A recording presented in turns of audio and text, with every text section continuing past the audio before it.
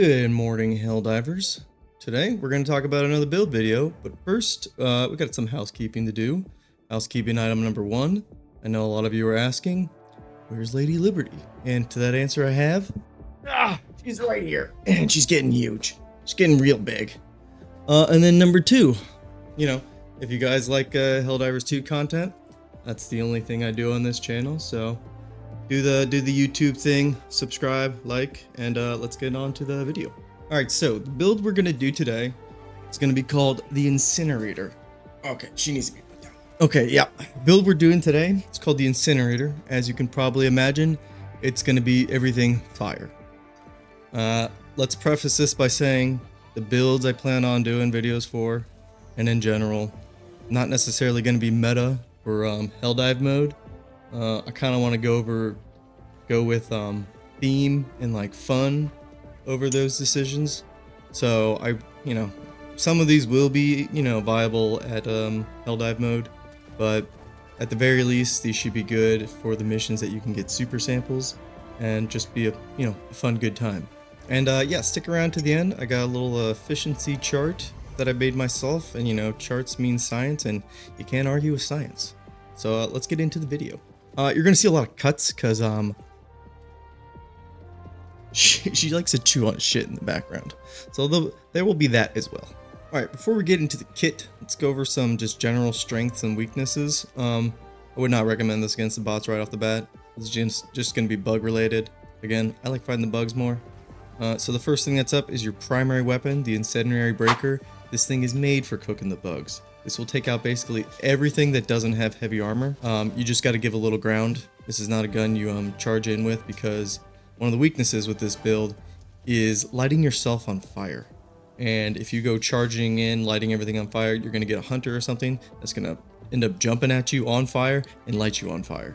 So best to avoid that. Keep a good distance and let everything burn and cook. Just don't expend your full clip into like a small pack. Make sure you really space out your shots. And luckily, I think they recently had an update where this thing no longer is a full auto. It's semi now. So make sure to really pick your shots with it, and it'll take you a long way. After the primary, we're going to talk about the secondary. I went with the grenade pistol. The grenade pistol, it just gives you a lot of utility. This build does not lack closing bug holes. The grenade, the incendiary grenade, does actually do bug holes and structures, I'm guessing. So, but the grenade pistol will just make sure you always have enough, because you want to be using those incendiary grenades for blocking off areas or creating a firewall or something like that. So the grenade pistol, again, really just make sure you have the ability to close bug holes or destroy structures. Another reason why we go with the grenade pistol is the armor set we're going with. We're going with the physician set. Now, any set that gives you the +2 stims, that give you a longer duration of the stim, that's what you want to go with, because as a fire build, again, you're probably gonna catch yourself on fire a few times. So it's really nice to have those extra stims, and then for them to go a little bit longer duration. So I can't emphasize that. I think for my last build, the armor set really did matter. It's up to you. For this one, I really strongly recommend the physician set. Okay, now we're gonna get to the meat and potatoes with this build. And the first item we're going with is the flamethrower. Obviously, this thing really cooks chargers. Even the new behemoth charger that gets added to later to your difficulties, this thing is super efficient at dealing with those. Now the flamethrower has a very limited, it only has 4 canisters. Might not sound like a big deal, but you do go through those pretty quickly if you just try to stick to the flamethrower as kind of like your everything weapon, which I don't recommend. I recommend switching between the incendiary shotgun for your low tier enemies. So we're talking about the warrior and your hunters and basically anything that doesn't have heavy armor. And then when you get something like spewers or chargers, that's when you switch to the flamethrower. If you kind of like swap between those two weapons, you deal with 95% of the bugs easily. Now, something that was really lacking, which I kind of downplayed, the ranger build, is the shriekers, the flying little bugs, those packs. Okay, those are super annoying now, especially if you get a planet where like they're really prone. The breaker shotgun doesn't have that problem. It cooks those things really easily. So, okay, then the next stratagem on the list, we're gonna go with the napalm eagle airstrike. Obvious choice. I think it's really easy to see why.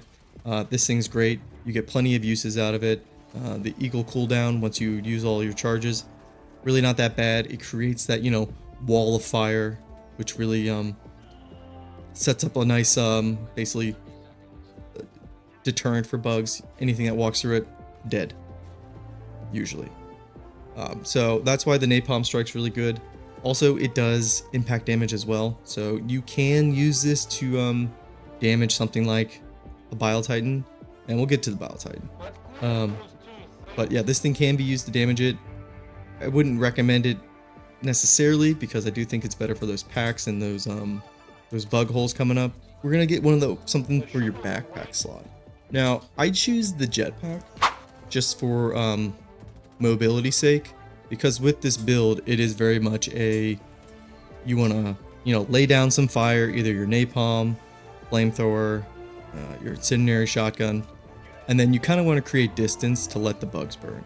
And I feel like the jetpack really lets you stay mobile, especially if you get stuck in like a bad situation. Another option for your backpack that's actually pretty good is the supply pack. If you bring the supply pack, you could definitely just keep the flamethrower out the entire time and use that to basically kill everything. But obviously, if you don't want to go down that path, jetpack mobility, really good. That's what I like doing. And then the shield's always a good option, a little more defense. With this flame build, using any flamethrower or fire, you are gonna, you know, catch yourself on fire a few times. So a little bit of extra defense against something charging into you or hitting you in melee range. The shield does work, you know, for bugs attacking you. So those are the backpacks I'd recommend. And last up, so this one's a little bit of a tough one. Kind of run out of like fire things. You could go with like minefield or something like that. I go with the laser, the orbital laser. That's kind of like fire, you know, giant beam of laser coming down and scorching the earth. So that one's pretty thematic, and this is basically your really only answer to bile titans. So the biggest issue with this build is dealing with bile titans. That's why Helldiver mode, this might be a little bit difficult depending on the spawn rate of the bile titans. But this orbital laser, yeah, this is your only answer to all of those. So the only time you want to throw this thing down is, yeah, when you have a bile titan that comes out, because everything else in your kit really doesn't deal with bile titans like efficiently. So everything else you're pretty much good against except for the bile titans. So that's the only thing you kind of got to watch out for and kind of play around with your teammates. And again, this build is not for solo friendly. This is, again, everything's for like a team and a squad. All right, and if I bring up the chart here, this is efficiency chart because that's what it's named and I made it and I like it. This kind of shows you what this build's really good at dealing with. As you can see at the top there, it's got most of the bugs up there and it just cooks the shit out of them. Really good. Now I put shriekers and the hunters down a little bit lower. It still deals with them really well. Got to be a little careful because the hunters can jump into you and catch you on fire. And then, oh, I'm sorry, not shriekers. I meant stalkers. The stalkers are also on that level because of their they sneak up on you. They're invisible, and if you catch them on fire, they do get close enough to just kind of like, you know, throw you across the map, and that could throw you into your own fire actually. So that happens a few times. And then caution, I put the spewers down there. So the spewers, this is why this build doesn't work against the bots. It's because the bots have range on you. And for this build, you have to be pretty close. And the spewers, they don't die immediately. So if you get a pack of them and you're laying down a flamethrower line or throwing down grenades, they have to cook. And while they're cooking, most of the times they can get in range of you and then these things will just one-shot you. So that's why you got to be kind of like cautious around them. It does kill them efficiently, but you kind of got to keep your head on a swivel and you have to be creating distance. A lot of this build is laying down some flame and then creating distance.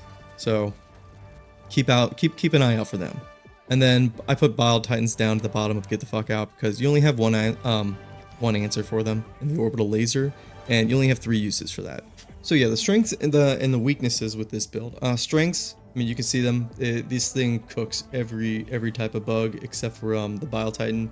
You do have to keep an eye out for spewers, but yeah, the ammo economy is really good. The damage is really good. Weaknesses: you're gonna catch yourself on fire. You're gonna potentially catch your teammates on fire. You're gonna cut off escape routes, and then Bile Titans and spewers, you gotta kind of watch out for and kind of play around them. Shouldn't be a huge issue though. Again, this build's a lot of fun. This is just a solid build, and you'll end up having the most kills on your team. You'll be, hitting upwards of over 500 kills with this. And then yeah, let me know what you guys think about the build if you've tried something like this before. It's a lot of fun. Next up, I think I'm gonna do a Mandalorian build. I got the helmet somewhere around here. Hang on. Yep. I got the Mandalorian helmet here. So I'm gonna make a Mando build. I know I've seen another one of those out there. I'm kind of compare them, see how mine lines up after I make mine, and so that should be an interesting next video. So yeah, until next time, Helldivers. See ya.